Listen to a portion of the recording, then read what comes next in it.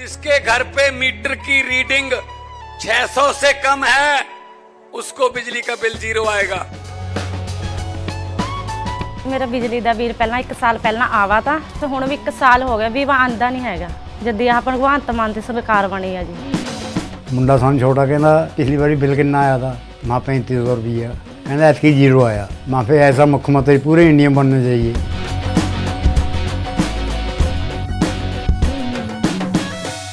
कन्हैया कुमार, उमर खालिद और शर्जिल इमाम, ये सारे नाम जो है लगभग एक ही दौर में और एक साथ चर्चा में आए थे। ये सारे जेएनयू के छात्र थे, कुछ पढ़ने और कुछ बनने आए थे, लेकिन कहानी कुछ ऐसे पलटी कि कोई कहां पहुंच गया।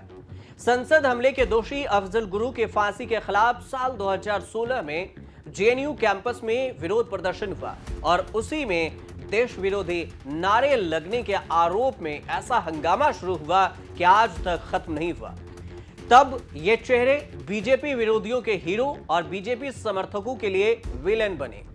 कन्हैया कुमार, उमर खालिद समेत कई जेएनयू छात्र जेल में डाल दिए गए, बाद में जमानत पर रिहाई हुई।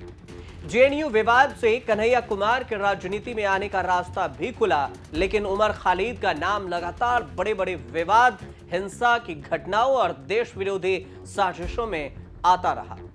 उमर खालिद का एजुकेशनल बायोडेटा जितना हेवी है उससे ज्यादा हेवी हो चुकी है उन पर लगे आरोपों की फाइल।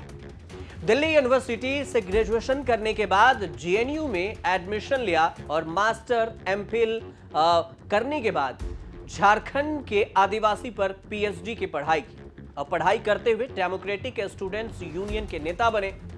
दिल्ली में जन्मे उमर खालिद के पिता सैयद रसूल इलियास महाराष्ट्र के, जो उनके मां वेस्टर्न यूपी की हैं, और पिता किसी जमाने में सीए एनआरसी कानून के खिलाफ भी खूब विरोध प्रदर्शन हुआ था और इनका नाम जुड़ा था। दिल्ली के शाहीन बाग में आंदोलन का सेंटर बना और उस दौर में फरवरी 2020 के उत्तर पूर्वी दिल्ली के दंगे हुए तो 53 लोगों की जान चली गई, 700 से ज्यादा लोग जख्मी हुए। सितंबर 2020 में उमर खालिद को दिल्ली पुलिस ने गिरफ्तार किया और इसमें दंगा भड़काने का आरोप लगा, साजिश रचने और उकसाने का भी, भड़काऊ भाषण देने का भी गंभीर आरोप लगा। आतंकवादी विरोधी कानून यूएपीए में गिरफ्तार करके उन्हें जेल में डाल दिया गया।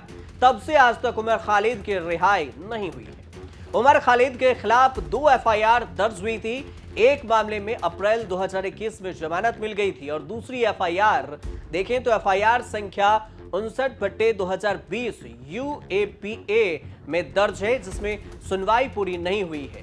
उमर खालिद पर लगे ना तो कोई सबूत है और ना ही गलत है, क्योंकि केस किसी नतीजे पर अभी पहुंची नहीं है। 16 दिनों से उमर खालिद जेल में बंद है, 1600 दिनों से। समाज के एक वर्ग उमर खालिद पर सहानुभूति दिखा रहा है, मोदी सरकार से लड़ने वाला एक हीरो की तरह पेश कर रहा है। पक्ष में माहौल बनाने की कोशिश की जा रही है। अरसे से ऑनलाइन और ऑफलाइन दोनों उमर खालिद के रिहाई का प्रेशर बनाने के लिए कैंपेन चल रहा है। 30 जनवरी को महात्मा गांधी की पुण्यतिथि से जोड़कर समाज के 160 प्रतिष्ठित लोगों ने उमर खालिद के रिहाई के लिए फिर से कैंपेन तेज किया। सार्वजनिक चिट्ठी पर एक्टर नसरुद्दीन शाह और उसके अलावा रत्ना पाठक, इसके अलावा रामचंद्र गुहा, इन सारे देखा जाए तो इन्होंने मैक्सिस पुरस्कार विजेता भी संदीप पाठक भी हैं इन नाम में, जिसे कई लोगों ने साइन किया। आरोप लगाया गया कि संवैधानिक मूल्यों, सेक्युलरिज्म की वकालत करने वाले उमर खालिद को फंसाया गया है। लगातार जमानत याचिकाएं खारिज की जा रही है और चिट्ठी में शर्जिल इमाम, शाहरुख पठान और गुलफिशा खालिद सैफी के लिए भी आवाज उठाई गई, जो वर्षों से जेल में पड़े हैं। उमर खालिद को बस 28 दिसंबर से 3 जनवरी तक परिवार की शादी में शामिल होने के लिए 7 दिनों के लिए जेल से बाहर आने की इजाजत मिली थी। सुप्रीम कोर्ट में 14 बार उमर खालिद की जमानत याचिका पर सुनवाई टली और हाई कोर्ट और निचली अदालतों से कई बार जमानत याचिका खारिज भी हुई। उमर खालिद का केस कपिल सिब्बल जैसे बड़े वकीलों ने लड़ा, लेकिन राहत नहीं मिल पाई। सिब्बल ने कोर्ट में खड़े होकर कहा था कि उन्हें 20 मिनट लगेंगे यह साबित करने में कि पुलिस के आरोप जितने भी हैं उसमें कोई दम नहीं है। उमर खालिद की जमानत पर 8 जनवरी को दिल्ली हाई कोर्ट में सुनवाई हुई थी और दिल्ली पुलिस ने उमर खालिद शर्जिल इमाम के जमानत याचिका का विरोध किया।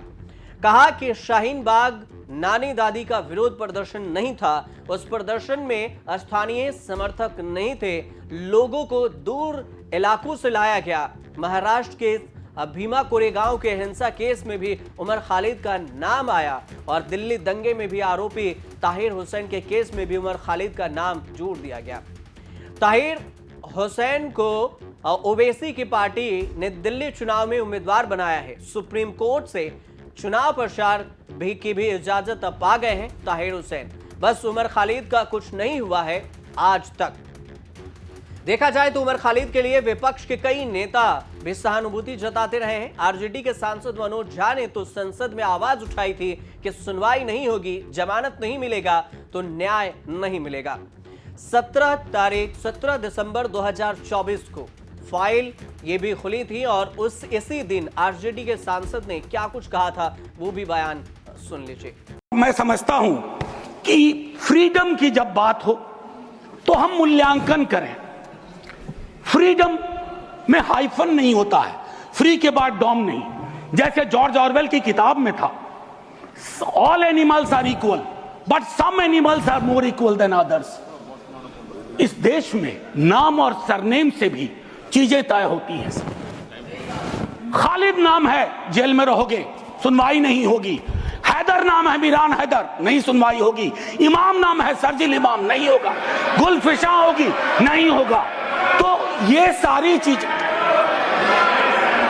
एक मिनट आप, मैं मेरा टाइम पॉज कर दीजिए। अब देखना यह भी होगा कि इस पूरे मामले को लेकर आगे क्या कुछ होती है और उमर खालिद पर जो फैसला है कोर्ट की तरफ से कब कुछ आता है। फिलहाल आप हमारे साथ जुड़े रहिए और देखते रहिए न्यूज़ तक।